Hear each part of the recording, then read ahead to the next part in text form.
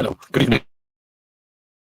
Welcome to the stream. We're live. I'd like to talk about Sinn Féin and their recent pivot on immigration. I've wanted to talk about this for a couple of weeks, but I didn't get around to it. I did, or maybe about a week. Couldn't kind of quite get around to it, but I just want to get it done in a sense, not leave it go because there's some good sources on it. Anyway, there's stuff going on around the world. There's stuff in Venezuela, some sort of coup, color revolution happening there. There's Iran is launching strikes on Israel again, whatever that means, whatever that comes to. There's Israel threatening to go to war against Lebanon / Hezbollah, etc., etc. So there's lots of exciting things happening. Do let me know if sound and everything is okay, lads, as well, of course. But yeah, there's lots happening. But here's me then talking about Sinn Féin's pivot on immigration in Ireland. It sounds a bit small potatoes. But I think it's kind of interesting, and there's a theme I want to get at a little bit with Sinn Féin as well, and the political sort of systems. Just a few general observations I want to make. So yeah, so I'm just checking in on chat there. I don't know, lads, what half of you're saying, but roboting. Someone says I'm roboting. Am I? I don't know. Give me a sound video check there, guys. Let me know what's up. Let me know.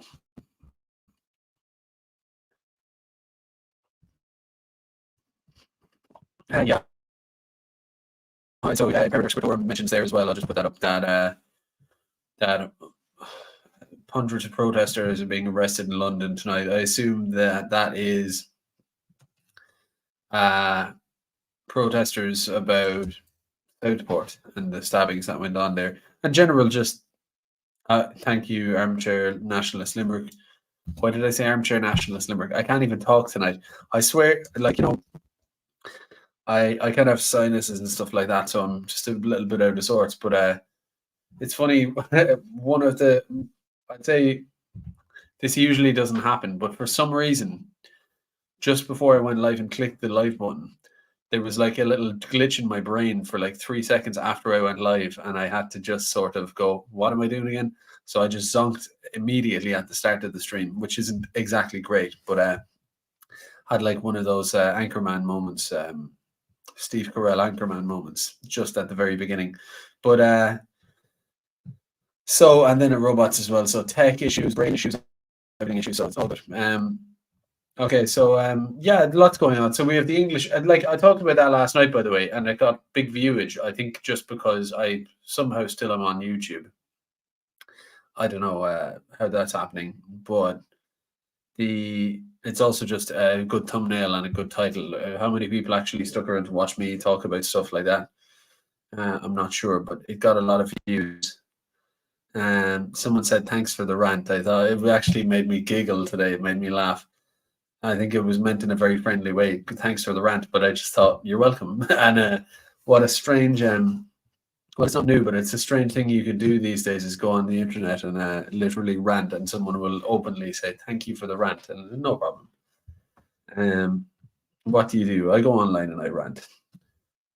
It's good, but so Imperator Scritorum follows up there and just says there's unrest spreading beyond Southport, a town now called let's pull it up. Called Hartlepool is getting it now. So there you go. Thanks for letting us know there. So yeah, I spoke about the Southport incident last night in England. It is definitely, like I was saying, that it's, a police van getting burnt out and a few wheelie bins going on fire. It doesn't necessarily, you don't want to over exaggerate the significance of something like that, but there will be a disgruntled in Britain. I suppose it'll be like this largely like a white lumpen proletariat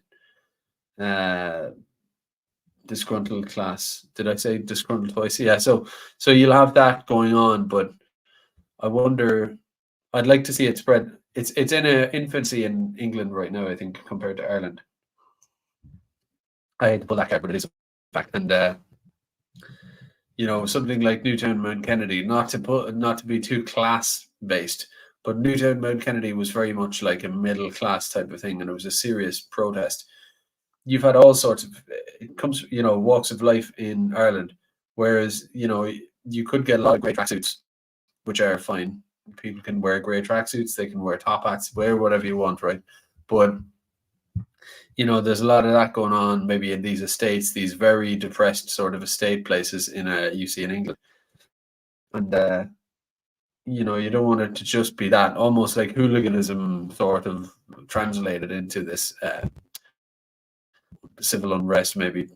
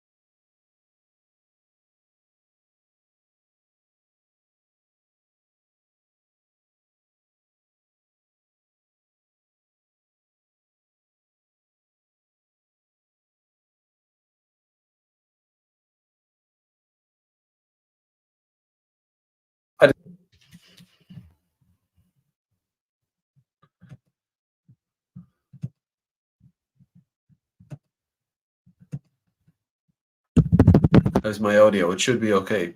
Just give me a sound check.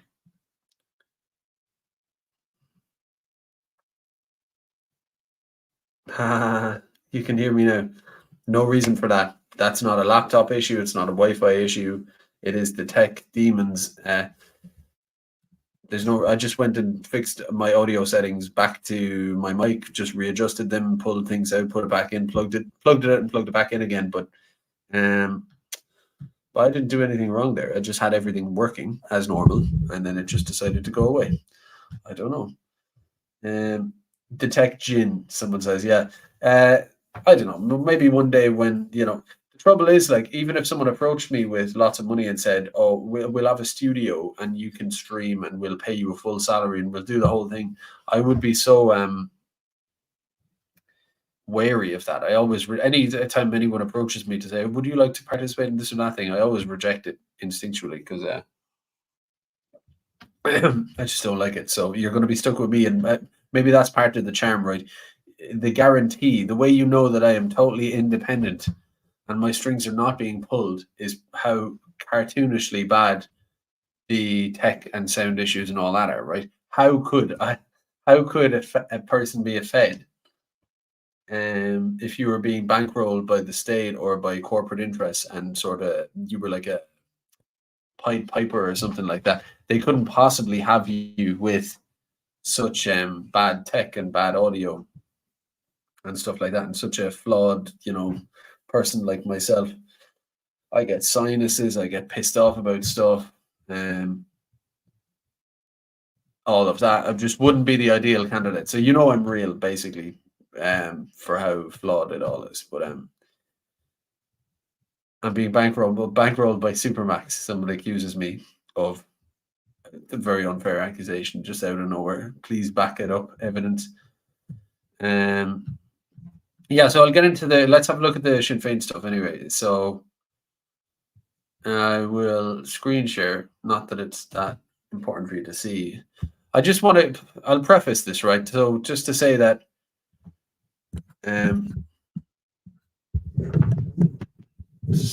bear with me. So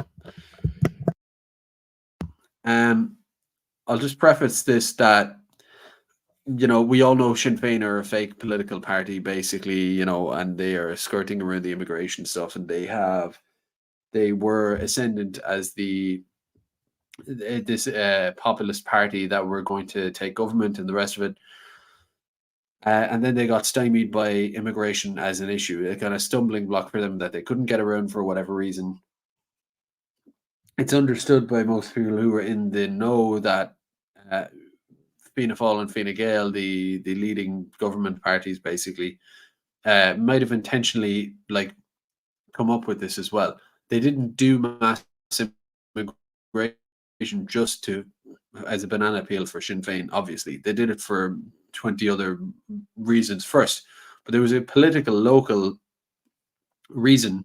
Local, by which I mean like a parochial national benefit to Fianna Fáil and Fine Gael as well, which is to put immigration as a banana peel. So, or not even do it that way, but it would just end up going that way. So just Fianna Fáil and Fine Gael do all the immigration, but a lot of it goes into Sinn Féin rural and working class heartland voting areas, estates and rural communities and all that.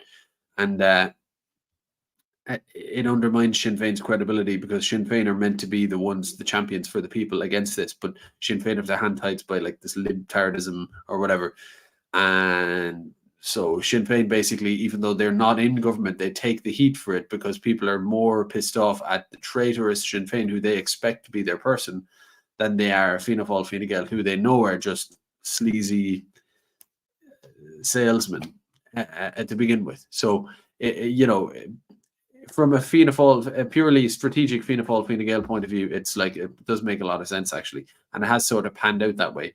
And of course, that so-called far right would turn their guns on Sinn Féin because Sinn Féin are seen as the alternative, and the so-called far right, of course, in Ireland would want to, like any other insurgent political movement, would want to insurgent. I mean peacefully. I mean like whatever the word is for that. I mean insurgent in that sense, right? Obviously, and not in the Iraqi sense.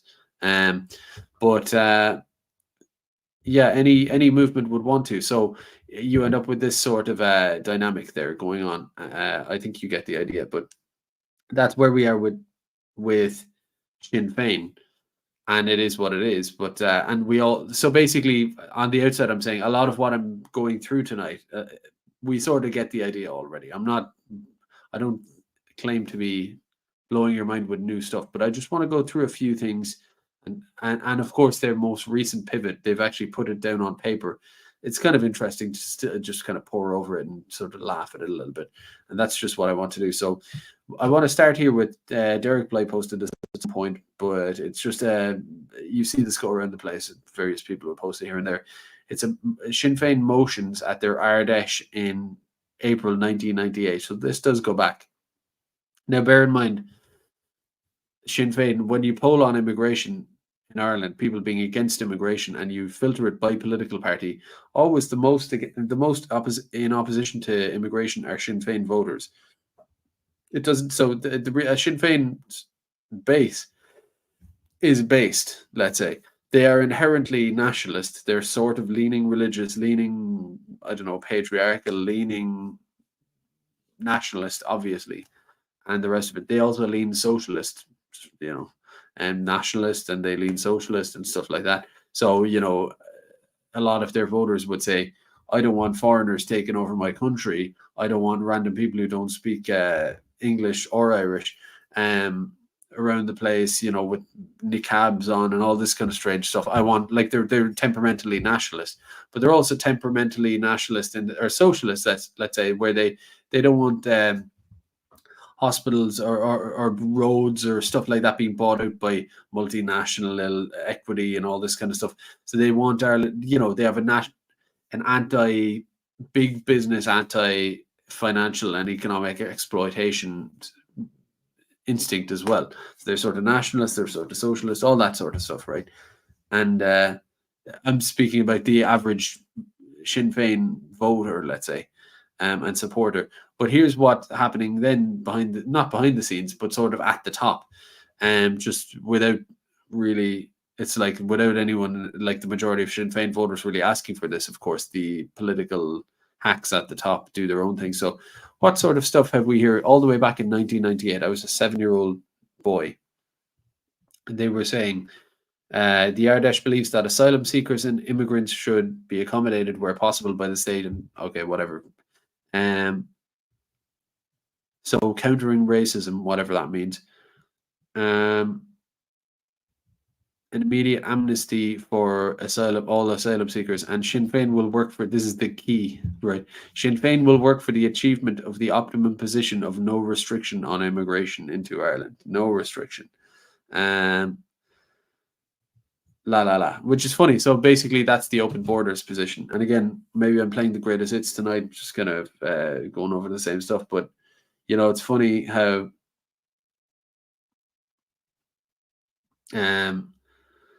I'm just reading your chats and making me laugh. Sorry, lads.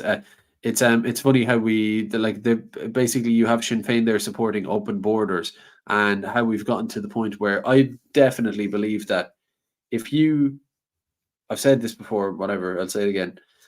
If you had open borders in Ireland, but there was no billions worth of money being put into asylum accommodation centres, which don't go, that doesn't apply to, it's not means tested, it's not, it doesn't equate to Irish homeless services at all, right, or anything like that, of which foreigners benefit from as well. But basically billions in surplus extra fenced off money for foreigners, which is what asylum accommodation is, right?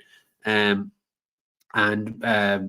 ultimately hundreds of millions, billions, whatever it is, are all sorts of anti-racism initiatives, which are really just, it's not like anti-racism don't hate someone for being who they are. It's a way of basically, it's a after the fact social engineering to make the cultural norms and views of the subject peoples conform to the policy which you're implementing upon them.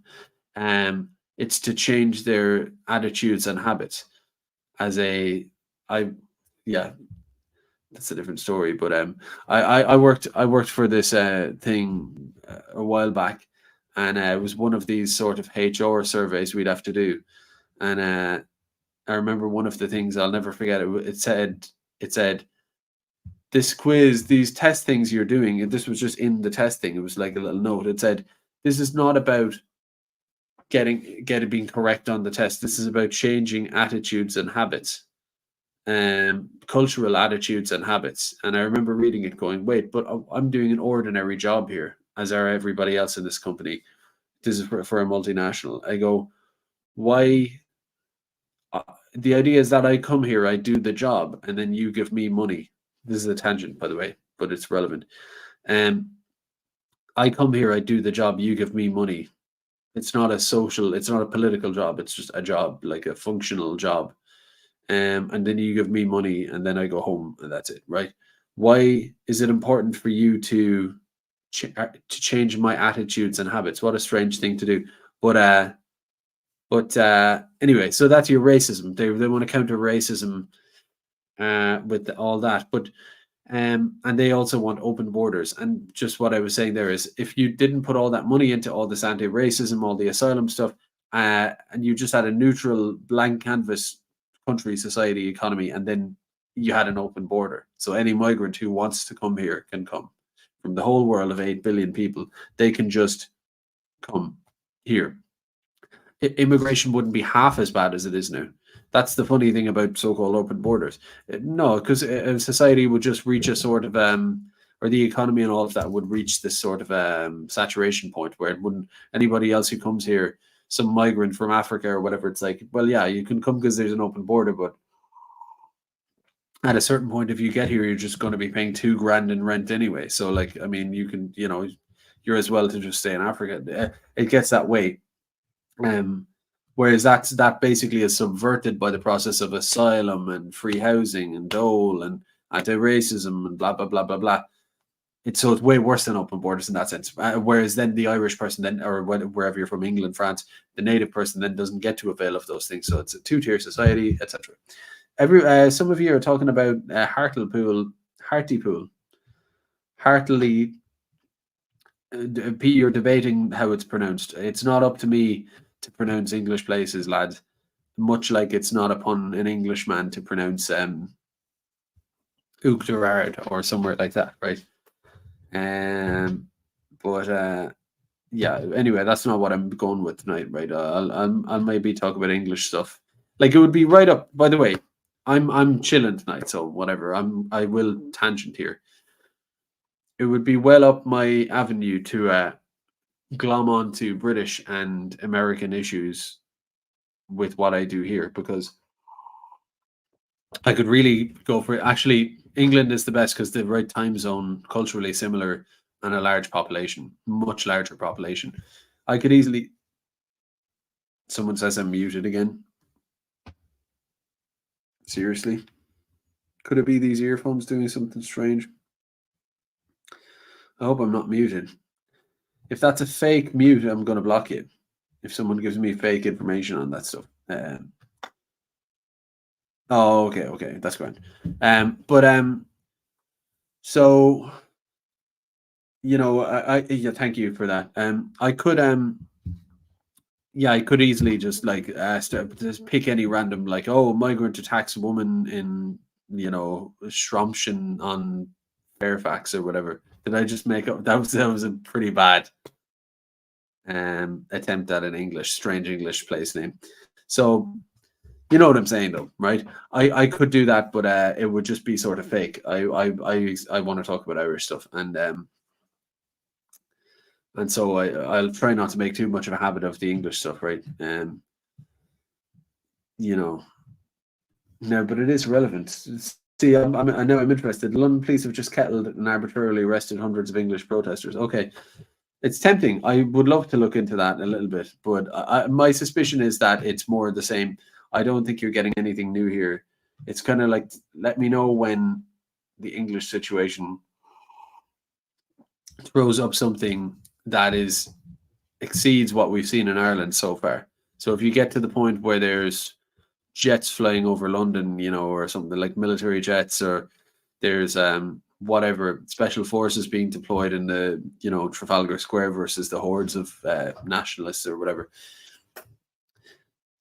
something like that, then you'll have my attention. But for now, I think I'll just I'll stick to Sinn Féin stuff. So anyway, Sinn Féin have been open borders for a long time. Yeah, we get that idea, right?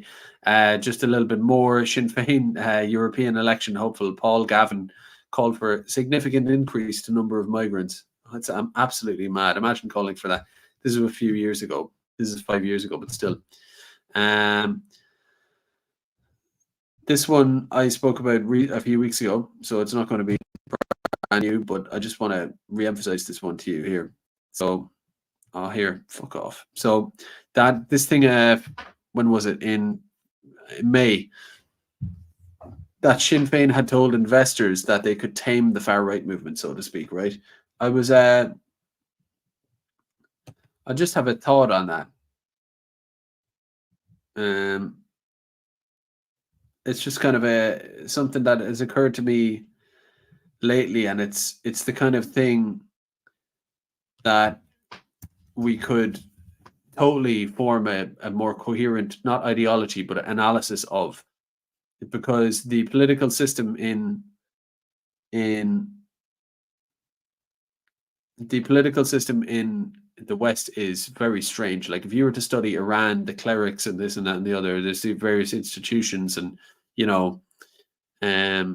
in World War II, let's say after World War II, when the American administration took over post-war Japan, one of the first things they went about doing was dissolving the Zaibatsu, which were these local Mitsubishi and companies like this, but they were these real family businesses that had like huge power. Like, they were basically power centers within the country that the American occupation regime like recognized and sought to disrupt and sort of topple and reform, because it was a power base that had to just be upturned. So they looked at the society, the structure of the society and of how that relates to power dynamics, how the means of production, the means of profit and money printing and all of these things, how these liaise with the production of political power, how that sausage gets made, and how does that society sort of work in that sense, right?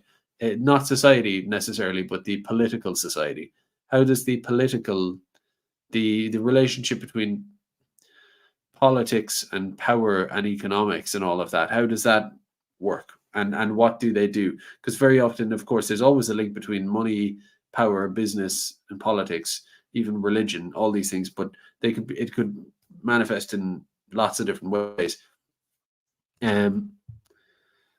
I know this seems like it's a bit all over the place. It's not as much as you think it is, maybe. But Sinn Féin tell investors they can tame the far right movement. I was looking at this thing. I'm going to drag in here and let you see it in sort of a larger form there. So, I used to do this a lot years ago when I used to stream before. I'd be looking at these things like Kinsen and these various sort of organizations that lie somewhere between comms agency, NGO, who knows what the fuck. It was very hard to kind of say what exactly it even is that they do, and yet they're this big company. They make a lot of money and they provide services to big, powerful interests. And you're just kind of saying, what actually are they? This is an example here I'm giving of Red Flag, right? Red Flag is Carl Brophy is the CEO of this Irish guy. A lot of Irish people. It's an Irish firm, basically. But I'm just trying to show you. Sorry, it's a bit. Why is it refusing to open? So, I just wanted to show you that our team. It's one of these. You'll find a lot of these if you look around, right? I'm trying to think of others. The Institute for Strategic Dialogue is about monitoring dissidents in the West, and it's paid for by Facebook and governments and states and all that. But that's actually kind of straightforward in one sense because it's just monitoring dissidents and it's paid for by the power elite, right? But here we have the Red Flag. They call themselves Red Flag. Red Flag's team are expert strategists, campaigners, and communicators. So this firm, it's just an example I'm using, right? So and how this relates back to these political things like Sinn Féin. So, they're expert strategists and all that. You have all these people and they have multiple offices around the world, but they're originally a Dublin sort of company. And then you go, what are the services for these people? So they obviously make a lot of money. So their services are strategic counsel. I'm tempted to just look at all this stuff. So our team of senior advisors drawn from the world of politics, media, diplomacy, and business specializes in understanding our clients' issues from their perspective as well as that of their opponents. We use this understanding to guide them through some of their most challenging situations, blah, blah, blah. You see this with like a lot of the, I don't know what, I'm just out of curiosity, like an advisor to Pascal Donoghue years ago was a guy called Ed Brophy, who I felt like used to mix in this kind of world. And I haven't checked this guy in ages, but he's kind of smart. But I bet he probably works for one of these things now, right? And point is, like all these big advisors, these people who wouldn't know, I think it's Ed Brophy. Am I right?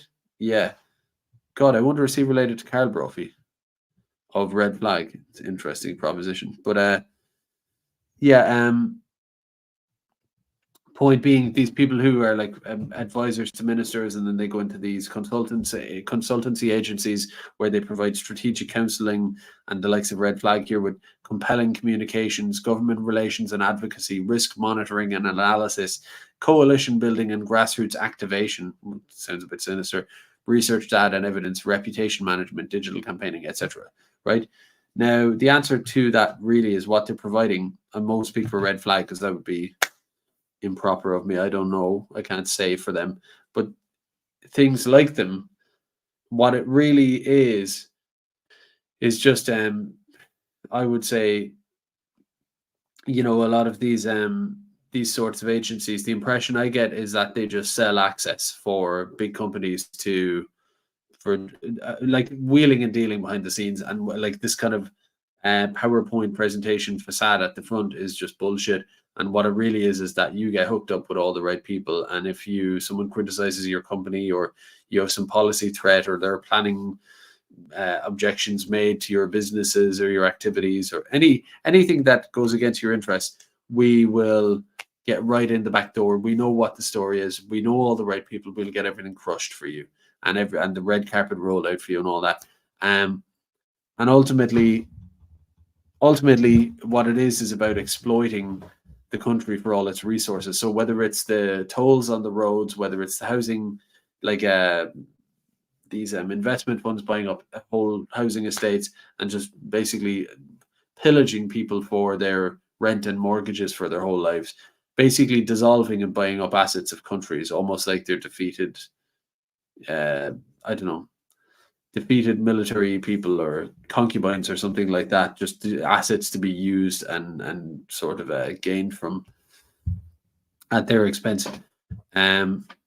And you have a lot of these local fixers who will basically do it. So a sort of a comprador trader class of people who are there to sort of like acid melt your country down for this sort of outside profiteering, and sort of it's there for, let's say some big Wall Street hedge fund wants to just buy up a big bunch of assets and rape the value out of them and the value out of the Irish people and the Irish nation and our assets.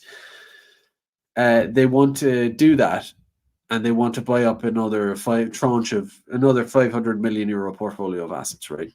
That are guaranteed to just ooze value over the next few decades. Once you pump the country full of immigrants, and once you deregulate laws, and once you disempower the ability of workers and all of this kind of stuff to fight back, that's all promised. And of course, the hedge fund are saying, in a sense, they're like, yeah, I want to buy up the portfolio and I want to run it and I want to milk it, but I don't have the time.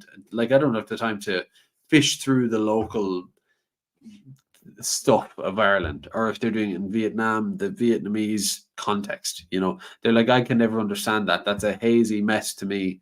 And so I don't understand what the threats are to my exploitation, to this little operation I'm running. I don't know all that, and nor could I ever know it, and nor do I want to know it. So I want some service who knows all the local traitor politicians, knows one from the other, knows how to identify the ones who are going off the reservation and need to be taken down with a sex scandal or a this or that or a hit piece in the media or whatever. And I need to know all of this. Not that I need to know it, but I need you to sort of like wrap it in a bow, the TLDR version for me, or not for me, but for my manager, sub manager who runs that territory for me. And so that's what that is. It's this kind of this colonial capitalism, right? You have these weird agencies that are sort of like the face, the local face. They understand everything that's going on, and they will effectively wrap the people of that country up in a bow and hand them to you. If any of them get notions that they don't want your tolled road going in, they don't want 500,000 immigrants being pumped in a few years to raise up the rents. They don't want any of this stuff. I need someone I'm going to pay generously. So basically, a lot of people are going to be put in houses, €1 million houses. I'll pay like a couple of hundred people to all be millionaires, and a couple of thousand people to be a bit less than that, but still rich. Which is worth it for all the profit I make on the other end, right? So basically, we'll pay off a little slice of people along the way, and they will figure it all out for us. That's kind of what that is. And the theory I have is that politics in the West has been mainstream politics and dissident politics has been fully integrated into that model. So now it's not just the likes of a red flag or Blue Haven or Grey Squirrel or whatever they want to call themselves, right? It's not just like all these weird nebulous agencies and consultants and whatever. It's actually all the political parties themselves, and even a lot of the dissident or populist political parties. A lot of it is sort of integrated into that, because of course, if I was the likes something not red flag, but imagine something else like it, in my view, the likes of someone offering strategic counsel and government relations and advocacy, risk monitoring analysis, coalition building and grassroots activation. If that were my gig in my business, well, and now we're working with that saying, okay, I want to offer Ireland up on a plate to BlackRock, basically. And so all these little portfolios, whether it involves like, how many of these farms can we get off people? How how can we want to take the roads, I want to take the farms, I want to take the houses, I want to take the electricity, I want to take the hospitals, the prisons, the elder care. I want to take all that, strip it down to its bare parts, and liquidate as much of it as I can and up the profits for myself and reduce the quality, all that stuff, right? I want to do all that, but of course, along the way, all these people are going to kick up a fuss. I need a class or a substructure of people. So basically, I need a good, intelligent, smart, wily, well-connected 1% of that population to sort of administrate this whole thing for me, and we will pay them well. But I need that, and they need to be, but they can't be called the leader trader class, or whatever. We can't name them. It has to be diffuse. It has to be. We can't call it that. So it'll just be consultancy and this and politics and all this kind of stuff. But so all of this doesn't just start and end with these NGOs. NGOs, of course, are another example. So they're the political feelers. The Irish Immigrant Council, NASC, that's on the immigration stuff. But you name the issue, there will be some NGO that's half funded by the state, half funded by subsidiaries of BlackRock or Facebook or Google or whatever, right? And so you have this whole world, but then the political parties themselves are integrated. And what else are you supposed to believe when you look at something like Pierce Doherty meeting Davy stockbrokers and saying stockbrokers, excuse me, and Sinn Féin tells investors they can tame a dissident political movement, a movement that basically says we don't want tons of foreigners being dumped on the country, making our lives harder. It's harder to get a house. It's harder to buy a car, used car. It's harder to do, everything's harder, right? It takes longer to get to work because there's more traffic. I don't understand the languages people are speaking on the street. It's unpleasant, but that's kind of how it is. And that's how, when I look at the politics of, like, obviously Fianna Fáil and Fine Gael, yes, Greens, Labour, all of these parties, even look, the likes of an independent Ireland, like, I'm sorry, like, the election's come and gone, I can say it. What's going on there, right? Into the rest of them, like, you have to go a long way off the reservation until you get away from this phenomenon where it's like, yeah, this is all just strategic comms, consulting, I just want to use throw out random buzzwords from Red Flag here. Strategic council, compelling communications, government relations and advocacy, all that. It's like, at what point is the political party there to say, we represent our voters and our electorate, and our job is to be voted in by them and supported by them, and then when we get into the seat in government, we stand there and we advocate for their issues. At what point do the voters and the believers in these parties become the product that they are selling to the money power? Much like, I don't know, when you're being advertised to, people say, oh, you're the product or whatever. It's like, in a political sense, it's like, yeah, if you're following Sinn Féin and you're a supporter of them, or Fianna Fáil, and any of these voters for Fine Gael or any of them, it's like, yeah, you are the product. Or if you're the American Tea Party movement a few decades ago, or the Brexit movement, even arguably, you name it, even things that we would consider populist or dissident, very often could be related in certain ways with that. If you look at the likes of the Free Speech Union in Britain, Toby Young, I mean, connected to some people who were connected to some people who were connected to me, that kind of way. I know people who work with him and the rest of it, right? He's an example of it in England, where it's clearly, well, I don't want to be saying, I don't want to, of course, defame the guy here, but let's just say he didn't stand up for Sam Melia. Basically, the whole thing looks fake as fuck, right? Like, you're going. I think he calls his podcast the Based Podcast or something. Recently, I saw a tweet where he was like platforming the head of a British energy company, to make some point. It's like, it's like, just this populist stuff often is like, okay, so this is shilling for whatever it is. It's Israel, or it's big oil, or it's deregulating for businesses, capitalist stuff, or it's like weirdly like connected to something a bit strange, or it's just hoovering up genuine dissident sentiment and putting it in a safe location, almost like a disappearing box, where you just put it in like a, what would you call it?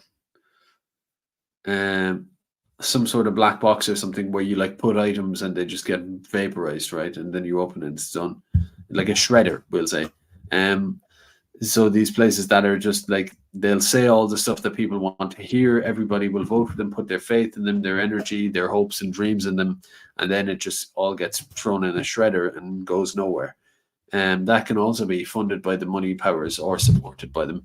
If they can do all this red flag stuff or whatever, they could surely extend their remit to, oh yeah, well, as red, just to take red flags as an example, they said, what did they say? Coalition building and grassroots activation. I'm just using them as an example. I'm not referring my analysis to them specifically. It's just a inspiration, we'll say. But and that's what this kind of politics is, across the board, as far as what I see in the West. So what do you call that? If it's not the Chinese system where you have the CCP and they really are powerful, like if you're a high level apparatchik within the CCP, you are powerful. But they also they are nationalists, so they might know the local factory person, they might give kickbacks to their buddies and stuff, but they're not all out traitors to outside influences. Like, it's not like there's an outside financial, predatorial, capitalist, colonial entity that is just trying to get in, and they are just, sorry to be crass, but bent over the table, or not even bent over, sorry, no, but they're happy to try and sort of do that to the rest of the country for the incoming power. You don't get that in China. You don't get it with the clerics in Iran. You certainly don't get that with the Zionists in Israel, or Putin and his inner circle and the rest of it. Like, say what you want about power structures, at least they're sort of internal to themselves. The West in general is something totally different to that. It's a vassalage type of thing. It really is. It's quite obvious. And all politics relates back to that. It's very, very hard to get away from it. You have to really go out into obscurity to get away from it. And really the only thing is, like, anything that's been hardcore called far right a lot and not welcomed onto TV and none of that's where you could sort of start to glean something half real. I think anyone that's been called demonic, basically, some synonym for demonic or terrible or bad or extremist, is where you're likely to get someone who's painting outside the lines and is actually real, I would say. But so that's Sinn Féin. They're offering to tame the far right movement as a service. What I assume a service for Davy stockbrokers. What the fuck is that, right? So anyway, we go on. Here we have, so anyway, Sinn Féin inevitably have to pivot after the likes of Kulak, because they have to be seen, at least. So they might be providing the service selling of the country just like the rest of them, but they have to be seen. Ultimately, their legitimacy illegitimacy can only strain so far. Like, at a certain point, they have to address the elephant in the room somewhat. So they've come out with this big pivot. They had a PDF with, TLDR. They're saying we'll put the asylum seekers in rich areas instead of poor areas. We won't put them in estates and stuff like that, and one or two other things, really inconsequential and boring in a sense. But and they've been saying this I said this months ago, when Mary Lou McDonald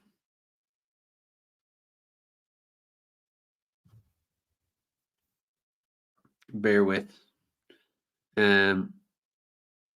Mary Lou McDonald said they've been talking about this. Basically, this didn't happen overnight. Sinn Féin have been making this gradual pivot for a year, trying to sort of gradually change their tone. And this was in December of last year. So Mary Lou had said,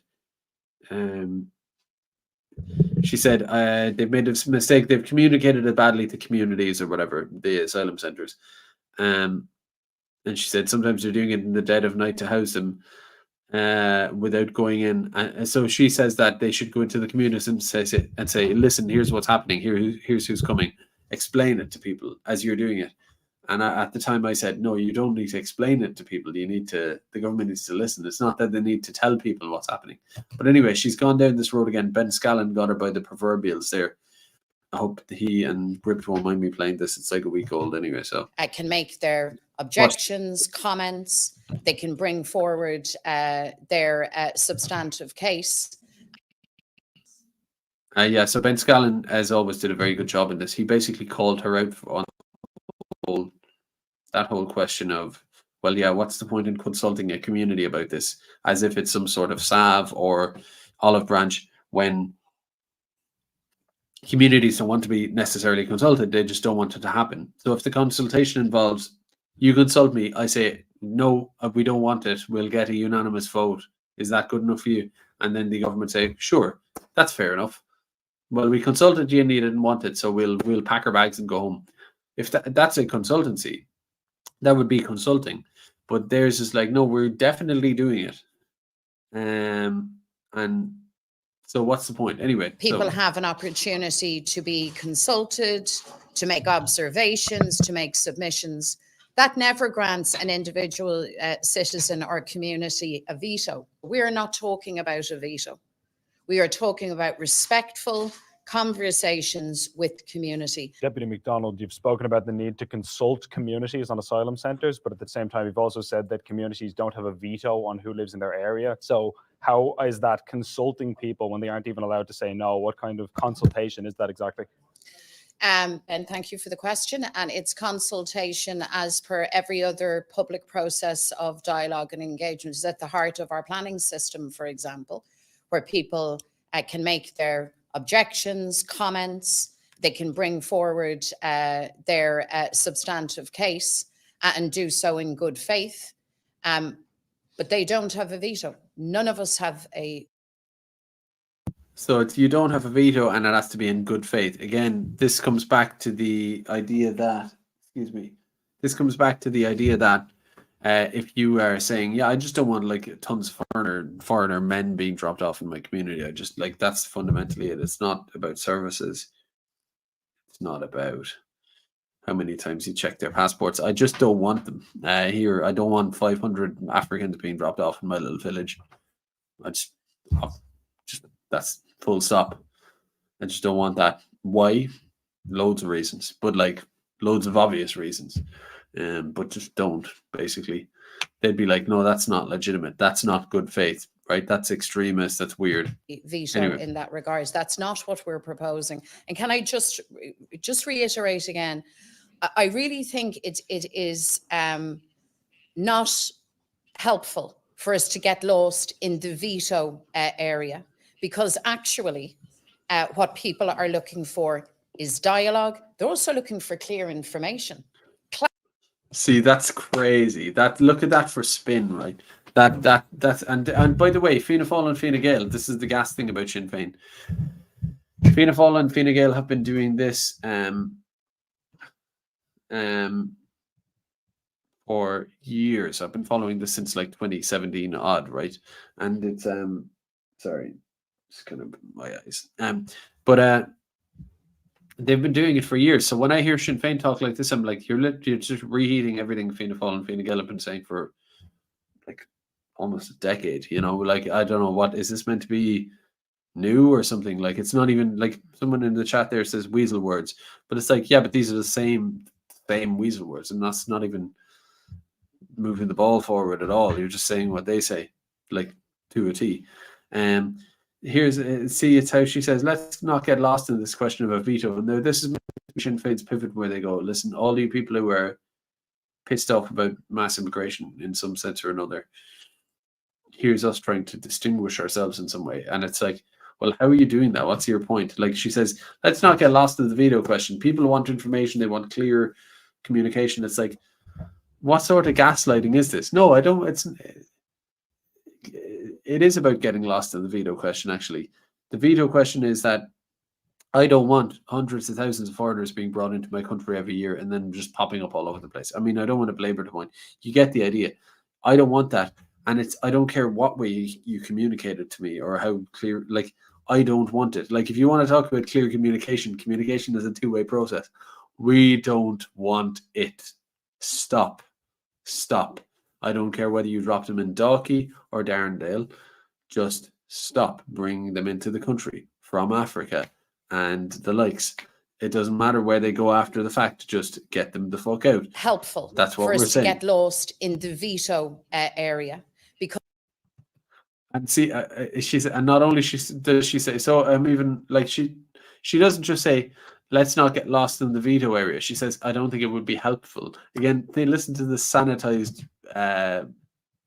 way she speaks. For us to get lost in the veto area, because actually what people are looking for is dialogue. They're also looking for clear information, clarity of information. Even that hasn't been provided to the community. What's the clarity of information? We're going to take 6 coach loads of like random, like 22-year-old Algerian men who were like putting their hands down their pants and put their fingers up and go, fuck you, fuck you, right? We're going to bring like 6 bus loads of them and into your community, and you're not going to say anything. If you do, we're going to call you racist and try and get you fired from your job from the NGOs that our state pays for to monitor you. And then if you come out on the streets and that doesn't work, we'll get the guards to beat you up and pepper spray you in order to move you out of the way. And then we'll bring these people in and put them up and erect huge fences. And there's nothing you can do about it, basically. And in the meantime, what we'll do is set up these community groups that are fake opposition who will purport to represent you, but they're actually working for the state, really selling you as the package to us. And then a couple of local gombeans, a few people on the GAA team, and a few other local councillors and whatever. There'll be kickbacks come out. There'll be a couple of million spent if the pushback is strong enough. There'll be a couple of million spent for local key people to sort of people who were right in the grassroots in the community, but who were also willing to be traitors a little bit. We'll throw the money out to the right people to sort of quieten everyone down. Wrap it up, lads, wrap it up. So we'll do all that. So that's what's going to happen. That's the plan. We need to communicate that clearly. Is that what you want to communicate? Because like we know that's how it works, right? That's the process. So what are we talking about here, Mary Lou? Anyway. Clarity of information, dialogue, to be heard, to be listened to. But would you accept that there are some communities who want more than that? I mean, what would you say to a community who had received all of the information, they know the facts, they've done the engagement, and at the end of that process, they still say, we don't want this? Yes, and I don't know any such community who's had the kind of process that we're describing. But in circumstances, I would say to everybody, you have your voice. You have to be heard. None of us have a veto. None of us have a veto. That's not how democratic processes. Lol.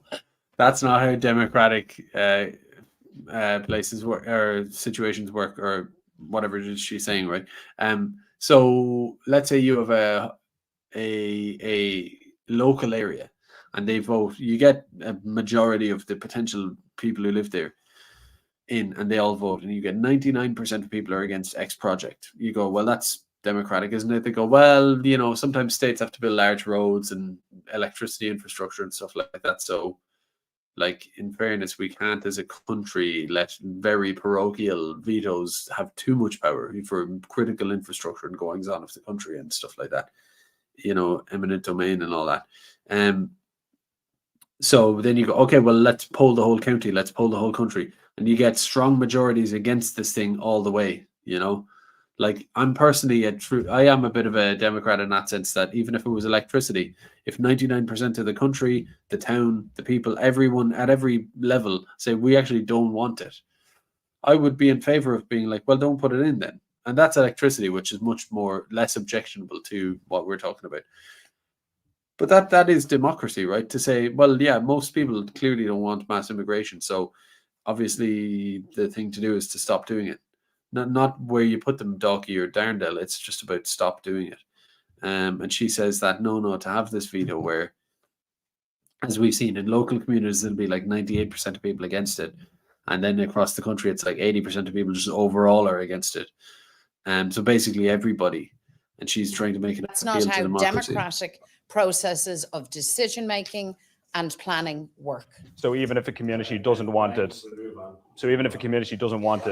One question per person. We're trying to keep this as concise as possible. Brian.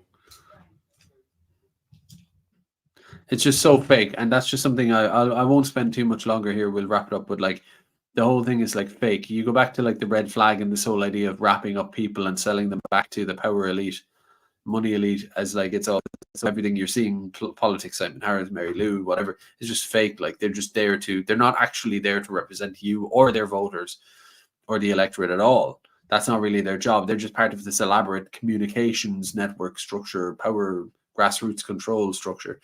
That's all there for. And everything they say, every word that pours out of their mouth is just fake, right? Like think of like Ben asked her very pointed, legitimate, solid, straight to the point, like not ambiguous questions. He's making the point that if they don't want it, then what, right?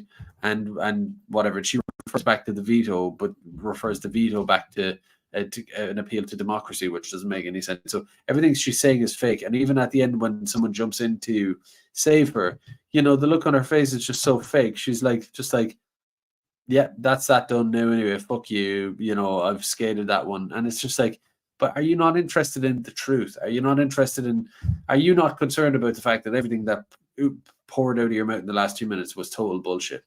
Like, does that not bother you at all in the slightest? Wouldn't it be easier just to represent true reality? Honestly. So, you know, it's like in the West, and someone could say, oh, what, you know, okay, Garrod, politicians are bullshitters, like what's new? But it's like that doesn't have to be the case. Like people in Russia have faith in Putin. Say what you want about him, he's a dictator or whatever, and in Iran they have faith in their leadership to some extent. It might vary, right, from nation to nation or leader to leader, but you know, the idea that you have champions in the political elite who most people, when they look at them, they actually are they revere them.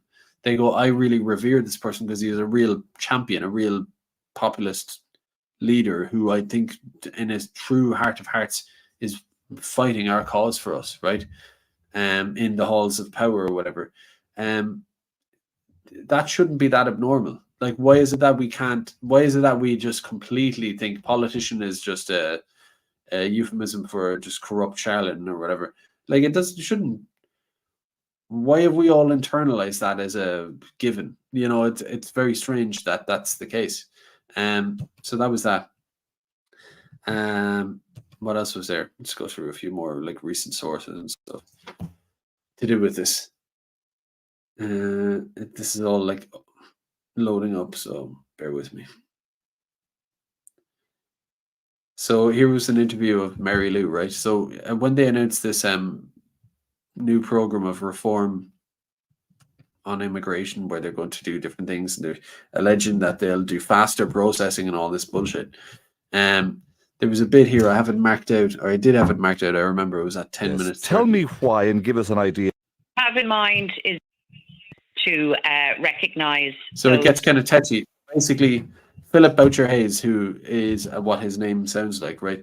Philip Boucher Hayes, he's like a sort of a wanky enough sort of D4 sounding pompous sort of interviewer, right? For like RTE or whoever it is, RTE. Yeah. So he's obviously has I would say a bias against Sinn Féin, probably hangs out buddies with all the Fine Gael guys and all that in Dublin. But he's interviewing her and he's grilling her about their new immigration policy, basically picking it apart, which of course she correctly points out that he wouldn't do with Simon Harris or the rest of them. Like he's picking it. He's taking the luxury of picking apart her policy from both the left and the right. So to say, in one sense, your thing wouldn't work. It's not even effective. You're not even being anti-immigration, really. You're not even stopping any immigration. You're not fixing the situation at all. That's bullshit. Same way I would criticize her. But then he also goes, oh, well, he can also say, like, well, what about these poor migrants? Are you not scapegoating? He's just totally, like, picking her apart from both sides because she's open to it, or open for it, like, because of the strange position Sinn Féin are in. And just have a little... differentials. It's a legal process through which those decisions are made. It Okay. is not arbitrary, and it's not a case of cherry picking or not cherry picking individual but countries or territories. when you make this another central plank of this policy document, there must be countries that you have in mind that are safe to designate for return. No, what we have in mind is the global scenario where because of poverty, because of war, because of the climate crisis, large population movements are now a fact of the world that we live in. So that's another one of these shibboleths that you get from Fianna Fáil, Fine Gael. You get it from every control. It's like a sign of a party that is completely bought into the basic ideology, which is she's rehearsing basically. I hate to go down and sound like this, but the World Economic Forum, the sort of cabal or whatever you want to call it, globalist sort of institutions and stuff, where you'll hear these mantras, politicians all suddenly are rambling off the same mantra, which is because of climate crisis and increasing wars and increasing poverty and inequality and whatever, they're that's why mass immigration will be justified. It's well, no, explain to me. Explain the climate crisis in detail to me. In what do you mean? What are you talking about? A climate crisis from where? Which area is it going to affect in what way, which leads to people moving what way? What are you saying, right?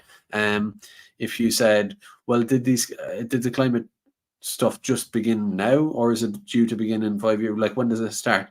And also why wasn't it happening 30, 40 years ago in Ireland? Why wasn't the climate crisis, had it not even kicked in mildly at that point, or is it just yet to go exponential? What's the story? Explain it to me. Of course she would just be I don't know, I just got told this from someone or whatever. And also why is China a hardcore ethno state, takes less immigrants than Ireland does, even though its population far less immigrants than we do, even though it has a population 280 times larger than Ireland, and Ireland, not just per capita, but in an absolute sense, has far more migrants than they do. Even though they are signed up to all the global protocols on everything, basically, and they're a permanent 5 security member of the UN, member of the UN Security Council, founding member. So is Singapore signed up to a lot of this stuff. They just do whatever they want. India, Malaysia, Indonesia, Africa, the African continent, Russia, Central Asia, Pakistan, name it, they don't do this at all. Pakistan has nukes, so when you talk about this is the way the world is going, what the fuck are you talking about, right? I've already listed off 2/3 of the world's population probably. So it's what is this bizarre mantra that it has no grounding in reality at all that you're talking about? What is it, and why do you keep saying this bizarre thing? And why do you, Simon Harris, say the same thing almost to a T, verbatim, say the same thing? What a bizarre architecture to undergird the logic of this whole thing. In the same way you can't have a veto and you can't have this. What, where are you people all getting, are you robots, or what the fuck is going on here? Who are you people? It's Stepford Wives or something, or the Truman Show. We may be a small island out on our own, but we are not immune to all of that. And this country has to have a thoughtful approach to how we deal respectfully.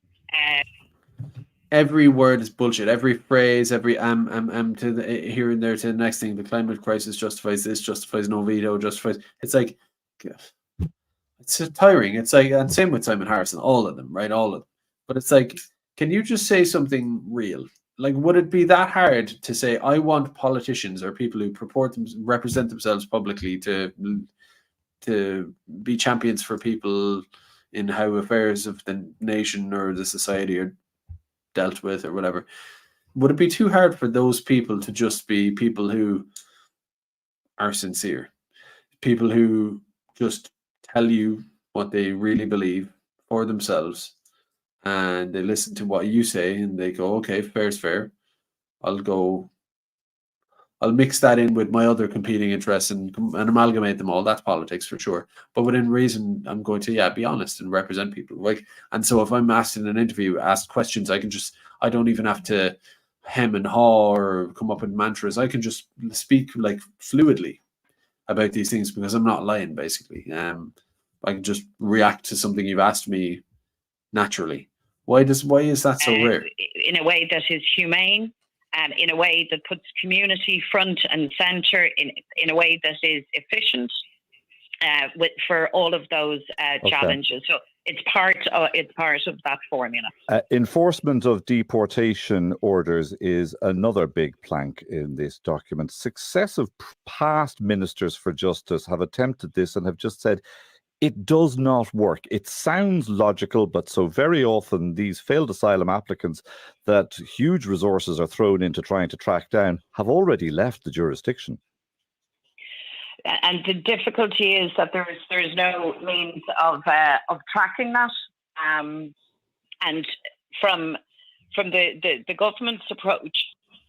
See, she hasn't actually sat down. She actually starts choking on her words here. Now, I don't mean to give Philip Boucher too much credit because he's a bollocks as well, but, you know, she hasn't thought about this at all. The whole thing of like, whereas let's say if I went in there with a plan, right, for Philip Boucher Hayes, and I said, and you know the way I am, like, compared to the hardcore nationalist people, sometimes they think I'm way too soft because I'll say, listen, someone who's been here for a long time, who's not 100% Irish DNA, who's worked hard, you know, sound, integrated well, does their own thing, minds their business. They're not political. They're not hostile. You know, they've put their time in. You can't uproot people. It's too much like that. There's levels to this stuff, right? And you know, I've always said like a certain amount of the, you know, the like Polish and stuff like that who like maybe married an Irish person and they've been here 25 years and they've half Irish accent and they've kids and, you know, the rest of that kind of stuff. Like some people, I'm lenient on a lot of stuff like that. And I think immigration could be dealt with in very nuanced kind of ways just to reverse the tide and all that. So I'm moderate. I like to think that I'm sort of moderate in a certain sense. And yet if he brought me on to ask me about the details of my proposition for a reasonable but effective rollback of the immigration tide, anything he throws at me, I would have an answer to it. Because it's like, bro, I think about nothing else. And I mean it and I take it seriously and it's so from the heart. So like all of these little problems that could occur with this thing, stumbling blocks, I've been thinking about nothing but them. So yeah, I've thought about it. Whereas she's like, I don't know, like, you know, whatever, like, you know, she's got that attitude. Respectfully, in a way that is humane, in a way that puts community front and centre, in a way that is efficient, for all of those challenges. So it's part of that formula. Enforcement of deportation orders is another big plank in this document. Successive past ministers for justice have attempted.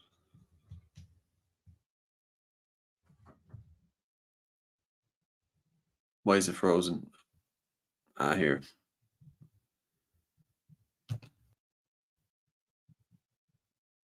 Sounds logical, but so very often these failed asylum applicants that huge resources are thrown into trying to track down have already left the jurisdiction. Look how she chokes here. And the difficulty is that there's no means of tracking that. And from the government's approach, excuse me, they haven't been very keen on actually tracking that at all. Because it's a wild goose chase.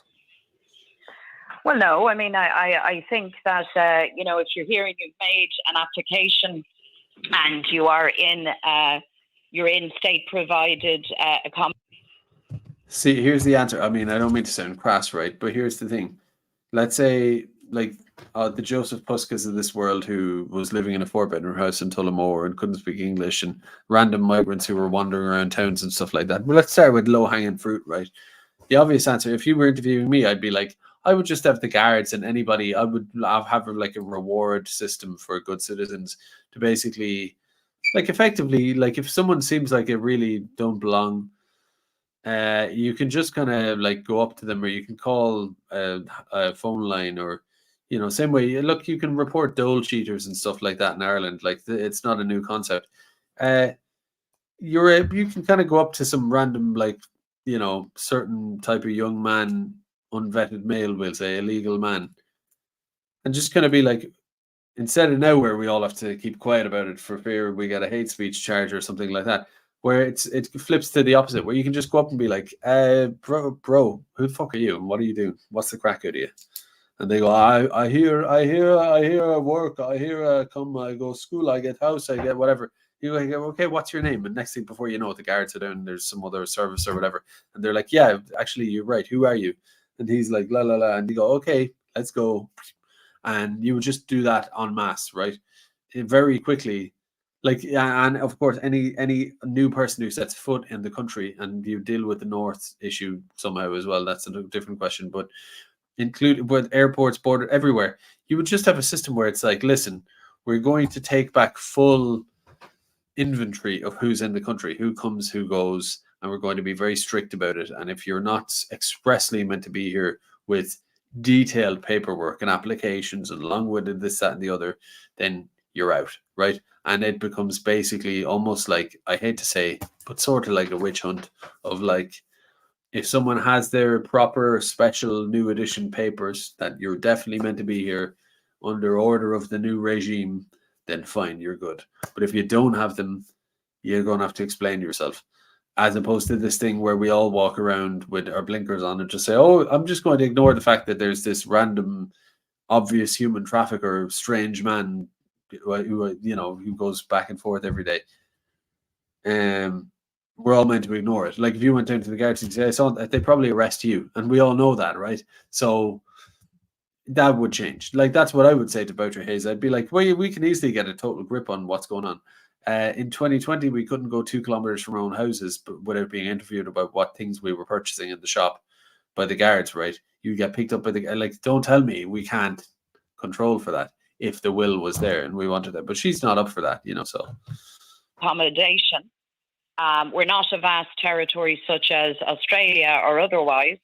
I think if the system is efficient, and again, this comes back to the processing times, and stepping that up. It's currently but what sort of resources do you see yourself dedicating to this? I mean, do you envisage dedicated Department of Justice officials, Gardaí? Philip, can I just say to you, the resources that are required?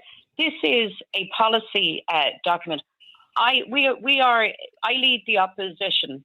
I'm not the minister. I'm not the responsible party. Okay, so that's enough of her, right? What else did we have? I don't want to spend too long more. It's getting too late.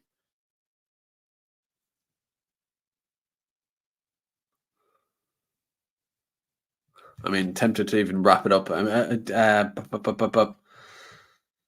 mean, yeah, this was just something she said somewhere in her interview. I didn't wait to get to it, but she said people are fleeing war and unimaginable violence. Another one of these. They're fleeing this, that, and the other, and we have to be humane and treat them well. And people are coming here, they're fleeing all these circumstances. And it's like there was a story here that it was a Danish Somalian. This is in Ireland. A Danish Somalian man has been jailed for 18 months after he was paid to help smuggle a woman into Ireland. And what the court heard was a sophisticated operation. The woman, who had already been refused asylum in Greece, said that Mohammed, 48 years old, gave her a passport for someone else and told her to leave it in the plain toilet so that she would arrive with no documents and claim international protection. The court heard that Mohammed, with an address in our house in Denmark, told Gardaí he needed the money to travel back to Somalia to visit his family as he was on disability benefit in Denmark. Hey, the whole thing is one big human trafficking scam. Like, what are you talking about? Human rights and these poor people fleeing war and all this. It's like, no, it's not. It's a one big scam, right? Obviously.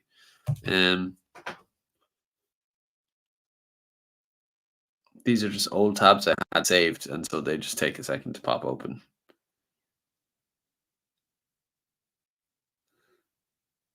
But in the meantime, I don't know what's actually there. Yeah, more Mary Lou. I can't be listening to her. She's like a vice principal or something. I don't know. It's just sort of disconcerting, to be honest. So there's a post from Dahi O'Fallon there a while back that she said you can't limit numbers, so she doesn't want numbers limited. So that's the thing all about, like, reorganizing how it's done. Sinn Féin have their little novel approach to act like they're doing it differently. But of course, if you said to them, well, should we take less? Should we limit how many come in? Because ultimately, once they come into the country, we have to deal with them in some way or another. What about like we just stop taking these people in and deport the ones that were here? Like, wouldn't that be the best solution ever, right? Obviously. Yeah, Dr. Owen Linehan here had mentioned that, you know, if you speed up the processing, which Sinn Féin want to do, of course, it doesn't mean you process and reject more people or you accept less people. It just means that you actually could end up accepting more people quicker. Sinn Féin have completely made any statement at all on their views about limiting migration in general. Why is that so impossible? You would wonder. It goes back to who they actually work for, really, these political parties. I'm just going to speed run through some of the rest of this because I've kind of rambled long enough, I think. And then I'll read super chats. I almost just prefer engaging with you all here, to be honest. Yeah, someone here mentions that. I think you speak about migrants, that a lot of them go back and forth and stuff. Yeah. But again, you could get control over every last person. Like, to me, I actually think it's a very basic thing. Within reason, within any, like within the, like within what's physically and technologically possible, I think a state should be able to say, like, you should be able to go to a state and say, could you, in theory, give me a list of every last person who is in this country and on this island right now? That's complicated because in the north, but let's just say the 26 counties for now, or just any given state jurisdiction. You should be able, especially in Ireland, you should be able to just say, if you went to a government department and you said, in theory, could you give me a list of every person right now, from baby to old man, every tourist, holiday maker, whatever, just tell me every person who is in this country of all categories right now. In Ireland, of course, like, they couldn't do that. There'd be probably like hundreds of thousands of people who they would have no idea whether they're here, there, what's going on. This fellow, Donegal O'Leary, here, Sinn Féin. So Neil Prindle actually was good here. So killed, or, you know. I'll be honest with you as well. I used to pull a couple of sickies here and there from school when I was a kid, right? Or I just try to angle my way to get off school. I'd be like, if I could get away with it, I would, you know. Or if I was a bit sick, I'd be like, play it up a little bit more. I tried to just be like, oh, I don't think I can go in. I would turn on morning radio, or my mother would have it on when I was a kid. And the sound of Neil Prindle's voice to this day, right, is comforting, because it makes me think of, and it's like daytime trashy television, Jerry Springer or whatever, but it was better than school. And my favorite thing, more than the shitty TV, was Neil Prindle, because it was like Cork people, like a woman up in Mayfield giving out because there's rats in her bins and the council won't ring her back, and then some posh fella calls in and blah blah blah. I used to love it. So to this day, the sound of Neil Prindle is it all comes back to me. But here he is actually chastising Donegal O'Leary. Also, speaking of him, I went to, in the Imperial Hotel, the Metropole in Cork City. I went there years ago. It must have been 2013. Could have been somewhere around then, I'd say, roughly. And there was some asylum sent. This is way before I was red pilled and an activist or any of this, but I obviously must have been somewhat red pilled, because, like, even though I didn't realize it, I went along to this thing because I heard about it, asylum seeker thing, information speeches thing in this hotel, and I went along, and they were various people speaking, politicians, all sorts of NGOs or whatever. And I decided halfway through, and he was speaking there. Now, it wasn't while he was speaking, but there was some. Basically, I started recording the whole thing. I took out my phone and I started recording, and I got chastised by everyone there and effectively hunted out. And I was going, why can't I record this? This is a public. It was open to the public. There were politicians here. There are NGOs here. There's everything here. And they were trying to say, oh, well, it's for the protection of the asylum seekers. And I thought, well, what do you have to protect? If they were fleeing war in Uganda or something, they're here now. So what are you talking about? But it was very hush-hush, very scary. You'll find this with these institutions, because it's also shady. They actually don't want someone there who's like, seems to not be part of the grift or is just rocking the boat in any way. And I was sort of like, at the time I was like, I'm not even expressly against this stuff. Like, I'm not stating a position here. I'm just saying, why are you all so touchy? You know, it stinks a little bit. And they were all really angry at me for recording. I was like, I'm just recording this public event. I came here as a random citizen. Anybody could have come in. It's not a private event. It was advertised. So why could I not, in the public interest or just for my own entertainment or whatever, just take a video? I could take a video if I was on the street. I could take a video in this hotel if I just came in and wanted to take a video of the decor of the hotel. Like, what is it about this now? You were the one who announced it publicly, but now you don't want it recorded. Sounds a bit fishy to me. That was way back in the day, and he was speaking, extolling the virtues of migrants and the harsh, basically a big, playing the game with that whole industry back then. And now he's trying to part of this. No good for anybody. There's huge money to be made in the private sector. It's so chaotic now. The International Protection Order agency and offices are giving people letters, and they're giving people PPS numbers, and they're saying, welcome to Ireland, here's your PPS number. We can't process you now, but we'll be in touch when we can. And they get a PPS number. PPS number allows them to apply for government services, for benefit, for medical cards and everything. Sure, that's bizarre. That's insane. Yeah, well, look, I mean, as I say, did you know that? I'm not totally sure now exactly what the correspondence looks like, but I do know that when people are here and while I've they're being seen the processed, letter. It says, we cannot process you right now, but here is your PPS number. We'll be in touch when we can. Yeah, and again, some of these people, Neil, are going to be future Irish citizens. Some of these people are coming here and they're fleeing conflict and they're at risk of being killed or, imprisonment in their home countries for a whole variety of reasons, right?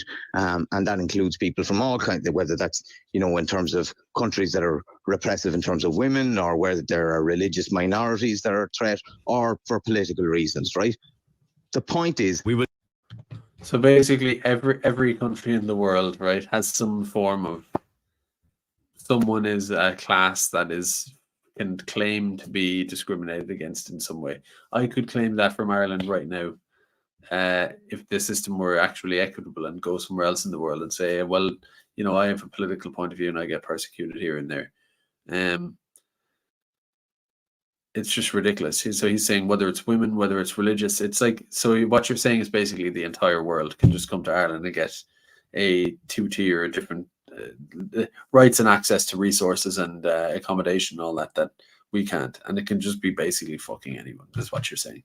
We could possibly then sink under the weight of other countries' problems. Well, that's magnanimous. Well, I think the point... Yeah, so fair play to Prendeville. Someone mentioned the airplane incident there. Do you know what? I'm one of these... I've come to the view that, I actually think there's a, I don't care, basically. I don't know what happened with him there, but... It's almost like whatever, there's almost I don't know how to put it. I don't care. I think he's cool. I know Derek Playson, a fan of Prendeville, has been on with him a few times, but compared to a lot of the other things, everybody inside in terms of scandal, everybody inside of his name is huge. He was everybody there was talking about. There was talking very funny. Let's be real. But very funny. Let's be real. But if you took everybody's life, entire life, God's eye view of their entire life, everything searched, they've ever done, searched, whatever, everything, their entire life, everything, right? Their entire life, and the day they were looking through all the level of whatever, looking through the level of whatever, nothing in your life, is there nothing in your life, is there nothing scandalous, shameful, or whatever, scandalous, or whatever it is, shameful, or whatever, as I grew up, as I grew up, so I what more, oh, someone says my sound is bad.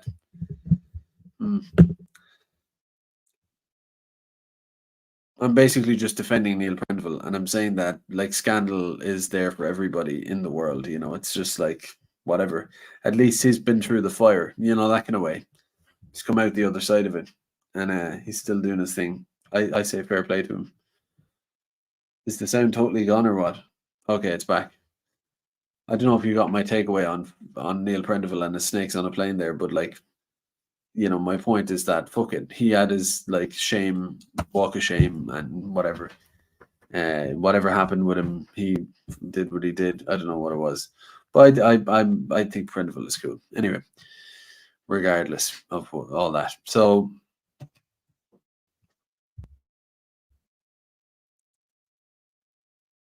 Sounded like 5 robot girls talking over each other. Ed says, that sounds crazy. I wouldn't like to listen to that.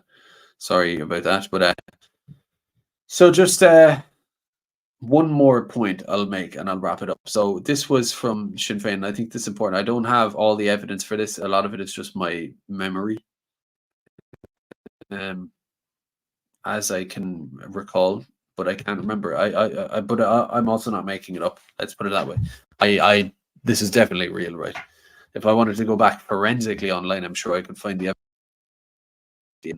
obscure Facebook groups and stuff. It would be hard to track back on. But I'll just go with my memory for now. So Carrickmacross, this was in, how many years ago was this?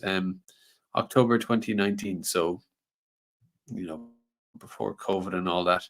So Carrickmacross, where, you know, there was at the time there had been a sexual assault, allegedly, of a woman. I think she'd gone back from a night out, and I think gypsy followed her into her gaff and like sexually assaulted her in some way or another, and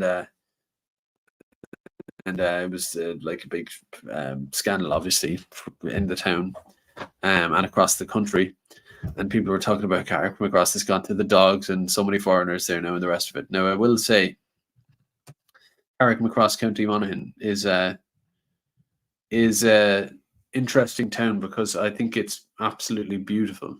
I think it's in a great part of the world where it's sort of deep country, you know, much like, I don't know, Offaly and Tip and places like that, just kind of deep into the country. Carrickmacross is like a northern version of that a little bit. Yeah, I find it fascinating. And then like there's, you know, it's not too far from King's Court where you've that beautiful forest park. And I like Carrickmacross basically. I like being right in there in the heartland of the country. And you get to this town, Carrickmacross, and it's a beautiful town. I love the lay of the land. I love the history. And it should be a little gem. It's not coastal, it's not fancy that way, but it's a little gem. You go into the deep heartland of the country and you find little gems like this, and it should, by all accounts, be that. And it is to a point. And yet there are like gypsies everywhere. That's the only most straightforward way I can put it. There are a lot of illegal men, we'll say. There's a lot of unvetted males. And the like, probably a few unvetted females too, I'd say. Let's just put it that way. There's a lot, and the main street. These are kind of cliches that people say, but it genuinely is real. And I'm not even like a delicate type of person, but you know, when it gets dusky, when it gets to about 7 o'clock, you're kind of like going. There's a lot of barbershop, vape shop types, we'll say. Let's just put it that way, who are part of multi-family operations that may involve drug and human trafficking, child exploitation, organized begging, all sorts of stuff like that. And it's deep and dark and dirty stuff. And a lot of these people are connected in ways that I don't know, and I don't know what they're speaking. I don't know what they are. They're a parallel world, and it's dangerous. And there's a lot of them. And that's what it's like in Carrickmacross. It's a beautiful place. There are lots of Irish people there. There's a lot of well-to-do. It's a well-to-do enough town in its own way. There's a strata there. But then there's this big population of people in Carrickmacross, and you're just going, this is so weird. This town is, wow. Who bought and sold this place for this to happen? What a fiasco for this to happen. Like, what? All you had to do was just not do this, and the town would be perfect. You couldn't lose, you know. Not do this and keep some jobs and industry and farming, and everybody's fucking sorted. There's a restaurant in Courtown called, I think it's called the Court House, something like that. delicious, lovely, right? So it's a good time to be had in Carrickmacross even still. But there's just this huge element there, and it is like, even if I knew nothing about Carrickmacross and I wasn't based and all that, you would get there and you'd be walking the main street being like, I'm definitely watching my everything. I'm watching my 6, my 3, my 12, my 7, the whole lot, right? I'm watching everything, and my hackles are a little bit up, or whatever the word is. Like my alert system is up, like it would be for any sane person in Carrick. This is Carrickmacross, right? Just, you're like, I don't know, it's kind of like the Travis Bickle look when the lads go by him, you know, you're familiar with that. There's a little bit of that going on where you're like, right, I'm aware, very aware. It's a pity, you know, and you know you'd be aware of your stuff. You don't want to get pickpocketed or any attacked or whatever the fuck. So this happened anyway, the sexual assault, and what happened was there was a huge grassroots movement, because of course there'd be a lot of rootin' tootin' type of people in Carrickmacross and the surrounds of Monaghan, and there was a petition set up on Facebook, or it was being posted on Facebook, and all the replies were saying basically, yeah, the sexual assault is terrible and it's a disgrace and the rest of it, but also this town has gone to the dogs. What happened to this town? I'm afraid to walk the streets. I'm afraid to bring my kids to school. Blah, blah, blah. This and that happened. It became like a sounding board for everybody locally. And these were real people. Like, these weren't activists or anything like that. Just real people venting complete rage and frustration onto this thing. And so, and they were all talking to each other. It's becoming almost like a dangerous forum. And there were big marches to be planned for Carrickmacross and all that. And what I heard, because the whole thing just seemed to disappear overnight, and what I heard at the time was that some of the Sinn Féin locals, the Sinn Féin kind of heavies, the hard hitters locally in the area, sort of put the kibosh on the whole thing, effectively. And what could have been a grassroots, what could have been a Coolock, what could have been a Newtown Mount Kennedy, before Newtown Mount Kennedy ever came about, it could have been an East Wall or a Newtown Mount Kennedy years ahead of its time, was sort of smothered in the crib by political Sinn Féin, basically, right? And that's what I heard about Carrickmacross. And of course, the town, when it's in its death throes, which Carrickmacross is and was, only gets so many chances to, only get so many hits of the, what's it called? If anyone can remind me, what's that thing called? ER, metal pad things, they go on your chest, defibrillator. You know, a town, like, when it's suffering like that, only gets so many shots of the defibrillator, you know, moments of these kind of moments, right? And they matter and they have to be executed. Even if nothing happens, it has to be a uniting moment. And whereas this one was just smothered to death. And it clearly was, because I was following at the time thinking, whoa, this place is lit, so to speak, figure of speech. And then it all just kind of went away. And I know how it works. I've seen the Shane Lees and the Lowrys and all that in Roscrea. We see multiple examples of this where local fixers just kind of put the dust on the fire, you know, that kind of thing. The embers, to kind of throw a load of, you know, just to starve the oxygen, just kill it off, you know, wind it up. You see a lot of that happen, and that clearly happened in Carrickmacross. And then I found this article from Sinn Féin at the time, Matt Carthy. So this is what you're seeing here in my view, right? That's the impression I get, which is this was a statement from at the time. So on the face of it, you go, here's Matt Carthy, he's standing up for us. We're Sinn Féin. I like Sinn Féin. I'm in Carrickmacross. All these foreigners coming here. This girl got raped by the gypsy, whatever. You know, that's my view now. I'm the average Joe Soap in Carrickmacross, and I'm angry and I'm activated and radicalized and all this. And now Matt Carthy is saying public safety concerns. He reads the headline, right? Totally inexperienced politically for all this crazy stuff. He reads it, he goes, public safety concerns of Carrickmacross residents must be addressed. Bang on, Matt McCarthy. Bang on, right? Well, it's like, yeah, of course he said that in like the headline. Public safety concerns must be addressed. Like vague nonsense. Whereas in really, actually, he wrapped it up and sold you back to whoever it is they work for. Let's be honest, because we all saw what kind of happened in Carrickmacross. And here's what his statement was underneath the headline. He said, local TD Matt Carthy has confirmed that he and his fellow Sinn Féin representatives have been liaising with community leaders. So again, we know the whole grift, right? The community leaders, the tidy town person, the the PPN person. It's all rigged up. All these people are, these representatives are sort of handpicked, basically. And the GAA fella and even a local snaky fella who does be down the pub a lot, and he just listens to what the lads to be saying, you know, and maybe would sort of have a word, you know, if you know, that kind of stuff. There's a lot of that goes on, right? That's what Red Flag can't offer, right? Even Red Flag can't offer that, or any of the other communications company. Only Sinn Féin, with their connections to the primary school teachers and the GAA people and the lads down the pub and all that, could have the reach to be able to actually quench these things right down at the lowest, most intimate level, hands-on, right? That's a bespoke service to offer. So anyway, he and Sinn Féin representatives have been liaising with community leaders, Gardaí and other statutory agencies, as well as local landlords, in a bid to alleviate the concerns expressed by residents at Carrickmacross recently. These concerns have manifested online following a recent horrendous sexual assault in the town and have led to an online petition signed by hundreds. The concerns expressed in the petition include many indicating that the presence of a group of men hanging around the main street is causing unease, which has been exacerbated since the assault.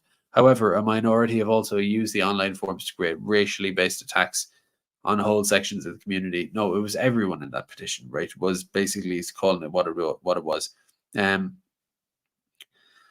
He said the concern needs to be addressed, all vague. He said, this week, alongside local representatives Noel Keelan and Colin McCarthy, I met with senior Gardaí to discuss these issues. We have also been in discussions. Of course, they'll just meet with the local Gardaí and have a laugh at everyone, right? To discuss these issues. We've also been in discussion with other statutory agencies, community leaders, and with local landlords to identify measures. So it's agencies, community leaders. Now, community leaders does not mean what it sounds. It just means some random prick who is part of an NGO or the tidy towns, or, you know, sort of like, that's how this system kind of works in a way. It's like community leaders are decided by the state, not by the community, really, like, you know, who it is. They're sort of like patrons, or what's the word? Patronies. I can't think of the words. They're clients. Someone in the chat can remind me the word. I think client might be the word.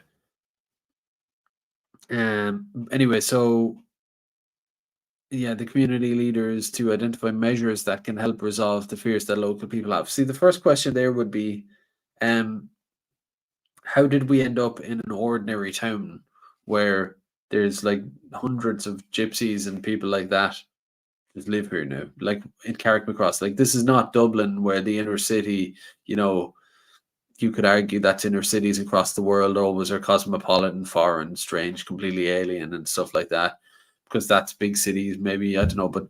But how did they get to Carrickmacross, County Monaghan? Like, it would be hard for an Irish person to end up there. Like, you know, like, this didn't happen by accident, lad. So what's going on? And how the fuck can we undo it? That's basically what everybody's asking, right? So they're like, we've talked about what concerns need to be addressed. It's like, that's basically the concern, lads. Let's be real.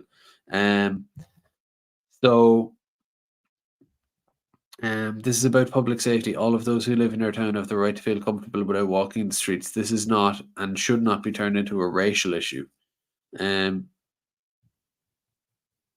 If a large group of young adult men are gathered together in one spot, it is, of course, going to cause unease. This is regardless of where they came from. No one, like, if a bunch of Irish good lads, good GA lads, sound out, you know, do volunteering, they're great, perfect young fellas, and a bunch of them gather to have a chat inside in town, and maybe regularly they go into town, they get a coffee, they get a couple of pints, and they go for chips or whatever afterwards, but they're good, great lads, like locals and stuff like that. That's no problem. It's because it's a bunch of random patently obvious human trafficker looking types, right? We'll say That is the problem. Yeah, Gardaí, blah blah blah blah blah. Genuine concerns, far right manipulation, all this, right? What happened? Carrickmacross got bought and sold that way, just like a product. And then I get here to Niall O'Hara, Toby's thoughts on Twitter. So this is like a week or two old now, but source in Coolock has told me, this is from Niall, he says, source in Coolock has told me at a Zoom meeting that was held today involving Tamara Kearns of Sinn Féin and an NGO Northside partnership. So this is community representatives. They're trying to get local businesses to join them in the public meeting. So get the businesses into start liaising with the state. Maybe the state would say, well, maybe we can get an extra grant for businesses. You know, local businesses are putting their best foot forward and their heart and soul in the community. Maybe we can get a little something for you guys as well. And a little something for the community leaders who are doing such hard work. Maybe you could be a community liaison representative officer, deputy spokesperson for the community. And maybe we could throw an extra 10 grand on top of your ordinary wage to write a report every 2 years on how you've engaged with community.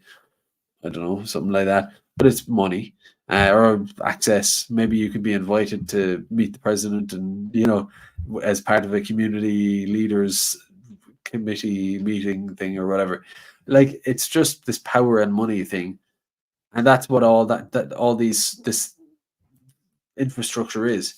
So as he put it here, he says, I believe Sinn Féin are trying to co-opt the movement in Coolock and create an artificial consensus. Simon Harris is also, so yeah, it's like artificial consensus building at the deepest level within communities and consensus building and damage control, basically. And now they're doing it in Coolock. So you would, with Coolock, you had the guards with the pepper spray, the batons, almost with the water cannons, the whole lot. The reputational damage against people with these naming them in court and the journalists waiting.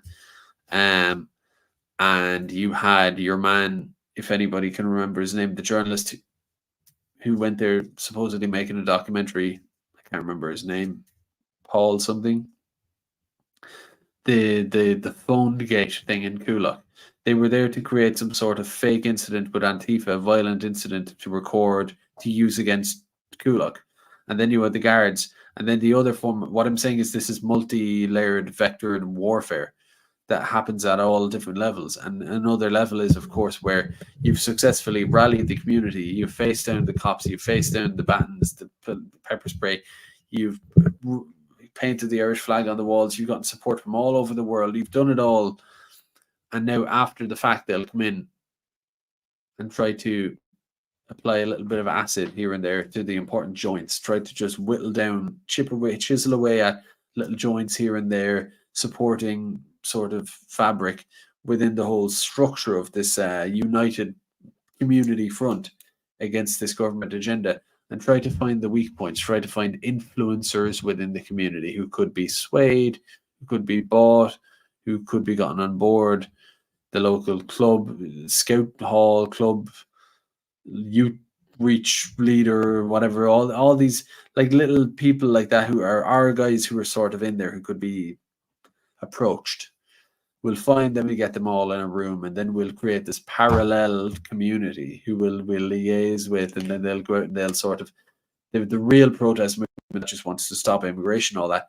The fake cuckoo sort of protest fake community will sort of weasel its way into the real protest movement and sort of spread demoralization and confuse things and just kind of melt it from the inside out like a pill in the belly or something, just kind of slow release out and just kind of just completely wet and sogify this whole thing so that we won't see the likes again. That's the end of it now. The wall is up. A few people will protest, a few true believers, but the whole energy, the whole zing of the whole thing will all be ripped out by this very, very efficient and very determined and intentional process where you rip the heart out of it with this entry of the community people and the communications officers and the red flags type things and the Sinn Féin people who are effectively comm strategists and cleaner uppers and fixers, you know, Think of like the fixer guy in Pulp Fiction or whatever, someone who comes in and takes away the dead bodies and sort of sorts it all, like cleans up and, you know, deals with the messy, like the messy stuff. That's kind of what a lot of this is.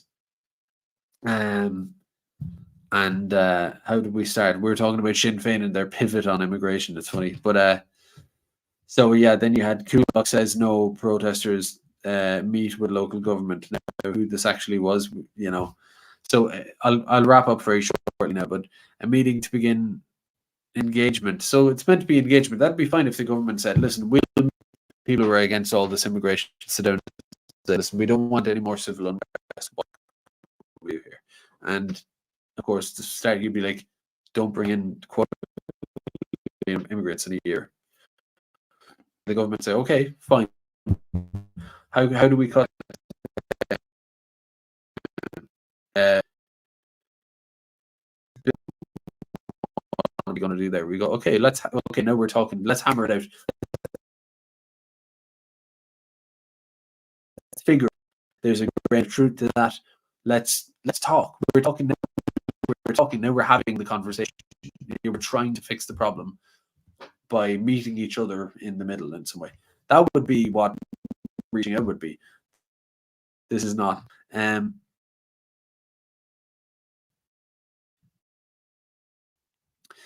So there's female councillor Daryl Barrell for councillors was to work together with locals in Kulak. We're looking to engage now and start a process around how we're going to do community engagement, he says. I think it's very important now to engage with other parts of the community. We want to focus in the next week to get a civil dialogue in place and work on that together. We support all the calls now from the Northside partners. So that's some NGO or whatever, state funded probably, sort of. And all other local organisations and Dublin City Council. Again, local organisations. Or basically the very concept of local organisations now is you don't have like the group. Like, why isn't that just a local organization, like a legitimate local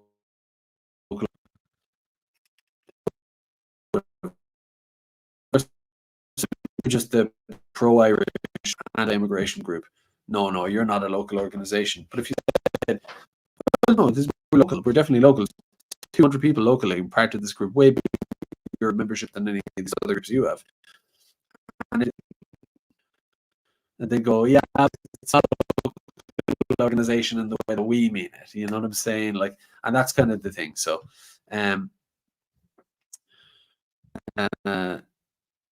so that was that. Anyways, I have one more thing. Oh no, that was just Sinn Féin's policy thing. So anyway, that's me for the night, basically, lads. I just wanted to kind of throw a bit of that. Like, they have their affair system that works. Their weak policy document. That's bullshit, basically. Mary Lou can't answer a question without choking on her tongue. And what got me as well, just a point I wanted to make, it just as regards that, the Philip Boucher-Hayes interrogating Mary Lou on her immigration policy versus like Simon Harris and Micheál Martin, which is the status quo, let's say, versus Mary Lou's, which is allegedly a bit different, not really, but is meant to be. And then Philip Boucher-Hayes, who is meant to be the media guy, who's sort of interrogating her, and she says he's being unfair to her and whatever. But when I was listening to that, the thing that struck me, this is like a week ago, listening to it, was I was like thinking, do you know what's crazy about this is that Mary Lou is fake in this conversation. She's a fake entity. Philip Boucher-Hayes, the journalist, media, whatever he is, he's fake. We all sort of just know that. And then the opposition to Mary Lou, that she's talking, like she's in opposition to someone else, the ruling government. She is talking, she's basically comparing herself to Simon Harris and Micheál Martin. And we all know that they're fake. And so she's fake, Boucher-Hayes is fake, they're fake. And it just got me thinking about a system of like, how do we do politics in the future where increasingly everyone in the country will gradually start to understand that they're all fake? All these NGOs, all these, every local organization you can think of, like maybe not the local bird watching society or whatever, fair enough, they're neutral or whatever, they're a local organization, but anything at all political, and even the bird watching guy, maybe the guy who runs it, most of the people in it are saying, but the guy who runs it might be a little bit of a, stay a loyalist a little bit, you know, just kind of knows the funding agencies and knows the politicians and shows up for the events and all that. So they're kind of, even they actually, funnily enough, might not be to be trusted in a political situation where the people clash with the state, you know. So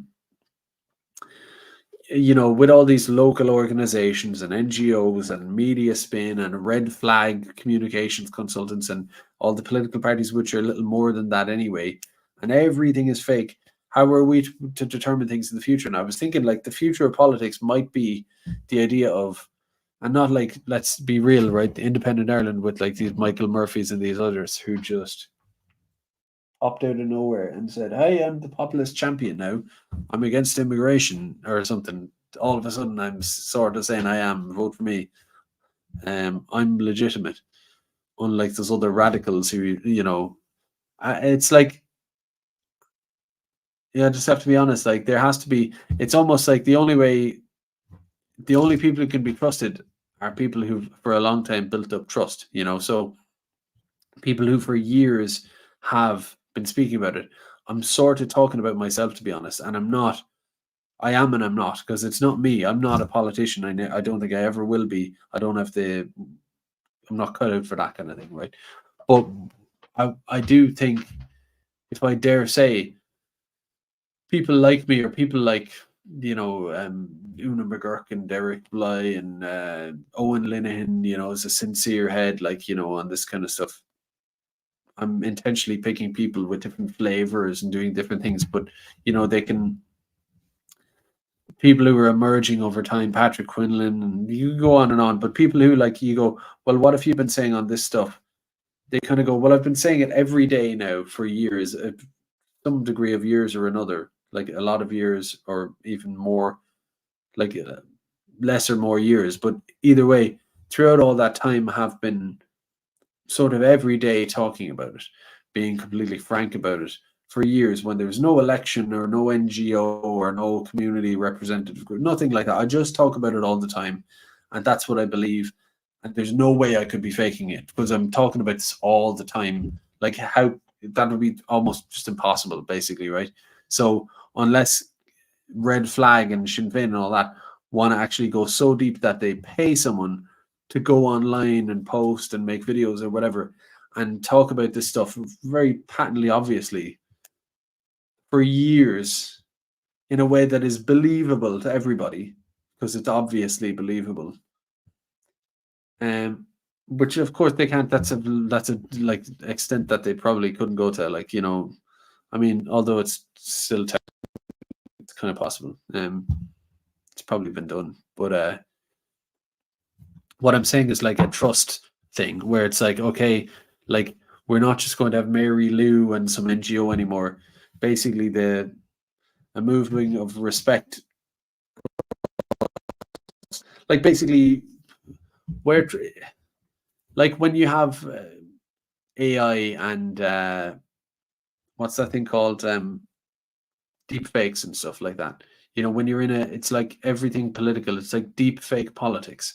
So in a situation where you don't know what video is real, the difference between real and fake and everything is sort of undeterminable. How do you vet it? Like, you just kind of go to people who you trust and you believe. It's kind of complex, but instead of it being randomers popping up talking about it, basically it's just people who have a track record. So that's all I'm saying. Yeah, deep fake politics. It's a good one. Might flesh that out at some point. But yeah, I just wanted to kind of go from Sinn Féin's fake thing to that, to the everything being sort of fake and gay, basically, and kind of tie one thing to another. So let's read some super chats and get out of here. So Occident Advocate says the Southport killer was African. He took a taxi to that dance class. He didn't go to an Asian estate. Sorry. He didn't go to an Asian estate or a black estate. He targeted white children. Oh, yeah. I mean, I can't comment too much on what went on with your man and what the story is. Yeah, I don't know. Like, he took a taxi there. I really don't know. It's very, like, these things are so strange as well because we still don't really know what happened. Some people don't even think the stabbing in Parnell Street in Dublin happened, you know, and whatever. And I can see it's not that I can see where they're coming from, but I can see where they get the fodder for that because it's like, well, yeah, what did happen to your man? Well, like, what's the story there? Have we ever heard much more about that? It's kind of like the Las Vegas shooter in. Obviously in Las Vegas, but like, you know, we never, like, it was never really, everyone knows that there's something very fishy about that. Here's another one. I'm just entertaining the conspiracy theory side of things for a sec. This is just a tangent, but wasn't it weird that for like Nice and Bataclan and all these attacks that were happening all over the place across Europe for years after 2016 or around that era, and then it almost seemed like one day it just stopped.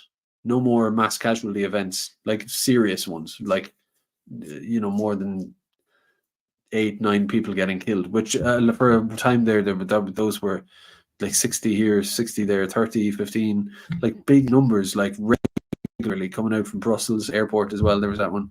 There was fucking loads of them, and then overnight they just went away, more or less. That was weird.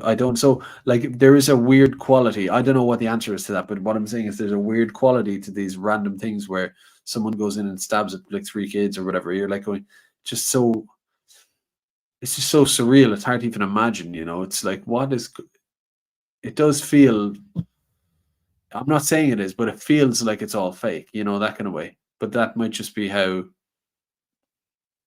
twisted the society has gone. I say all that just to say that I would want to see details on who he is first before commenting. Like detail, like who he was, where he came from, what his story was, the whole rundown of who he was. It's all very strange. I mean, the Manchester bomber, the Ariana Grande concert. What was the story with him? There was the guy who beheaded 2 gays in Sligo.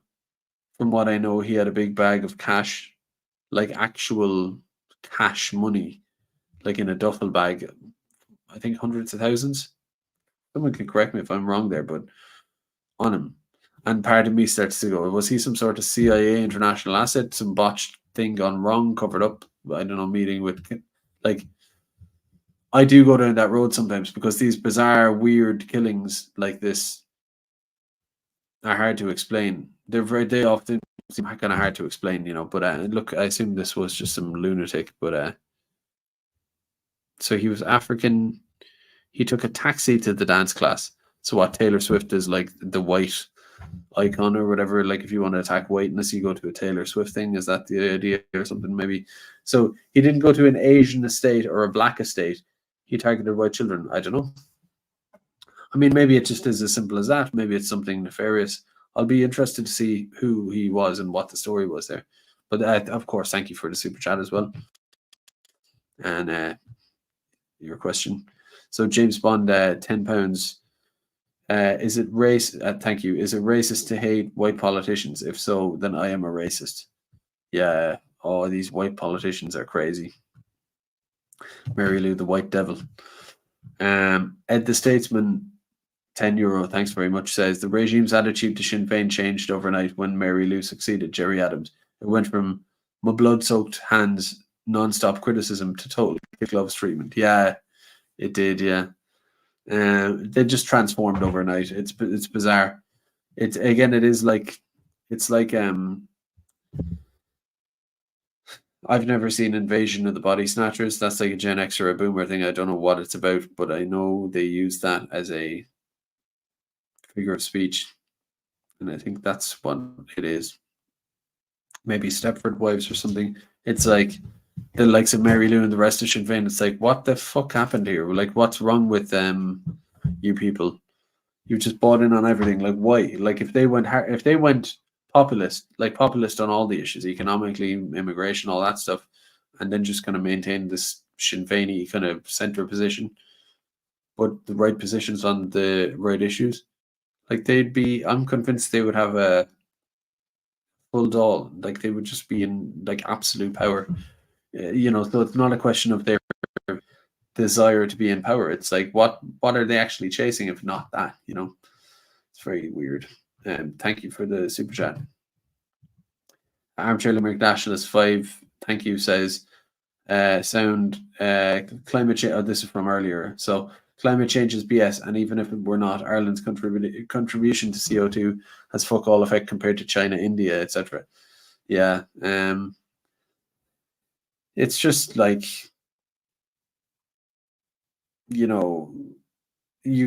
I just think it's bullshit too, climate change. I mean, it might be like emissions might be leading to a kind of a change, but like these minor incremental adjustments are not going to sort of fix anything and just drive people into poverty.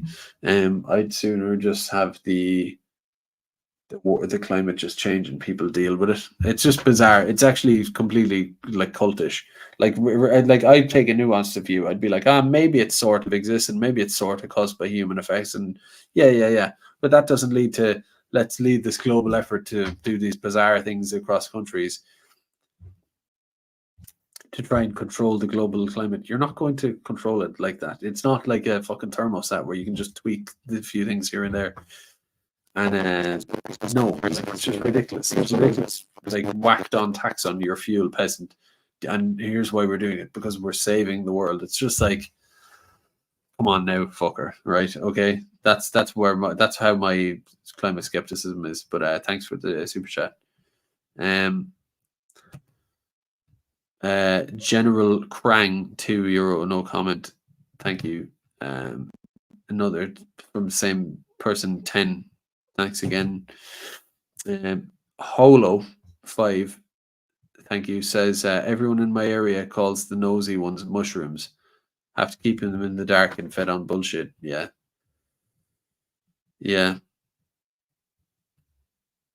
But the trouble is that these nosy, I mean, these people have a way of knowing everything that's happening, and they're the ones who show up at the events and control everything in your community. So I think the last one here, thank you though. So Ernie Mac 20 and says, well, Gerard, great stuff. For the Irish lads in Oz who are watching, you're obviously aware of the current situation. It's time to start planning to come home. We need you. Gael Sat Rising. Well, that's great to hear. I'm also jealous of you though. I'd love if all the lads with balls are in Australia and Canada and stuff, right? All the lads with a little bit of something extra, they've gone over to make money and have experiences and all this. It's kind of a pity. It's the irony of the whole thing, but hopefully they come back, because being a lost puppy in Australia is not really going to do it either. Also, it's expensive there, mass third world immigration there too. So it's like, what are you running from anyway? You might as well be at home, stand where you're meant to be, But I think after a bit of travel, a bit of experience, but at the end of the day, what are you, a kangaroo, But at the same time, I would flourish in a hot climate, living permanently in a hot climate. I definitely would love that. I'm not a fan of the cold. So maybe I was made to be in America or Australia, like a cowboy. I don't know. It's possible. We're not sure yet, but it's probably true. Was there one more there? Sorry.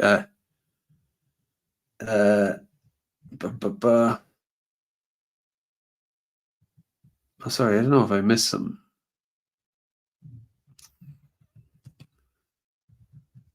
So yeah, Halo 5, thank you, says Northside Partnership CEO of Speed Pack Group, John P. Murphy, welcomed 250 asylum seekers from Airways Centre for pilot work.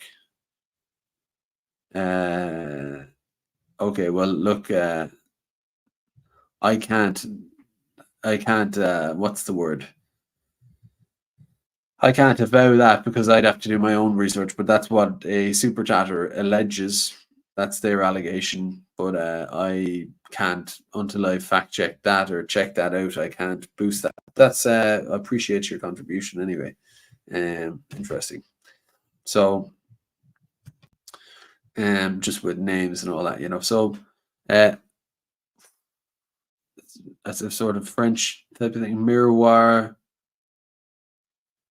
Am I pronouncing that right? Is that even French or is it just gobbledygook French? I don't know. So anyway, thank you. $2 says, watch old L movies, learn new things. They say, watch old movies. I think you meant to say, watch old movies, learn new things. They say. I'm not sure what the context of that was. You probably made it while I was referring to something like that. But yeah, old movies. Yeah, watch. Oh, all I do is watch old ones. I would love to go to the cinema and see a good film. I keep trying. Oh, it's not happening. All shite. Okay, so anyway, thank you for the chats, lads. Appreciate it. I'm gonna go. I'll be back in a couple of days. We'll do more sort of current event stuff. I just wanted to get this Sinn Féin thing out of my system a little bit. But yeah, I'll leave it there. Okay, so thanks as always for watching. Take care of yourselves. Ihawa. See you.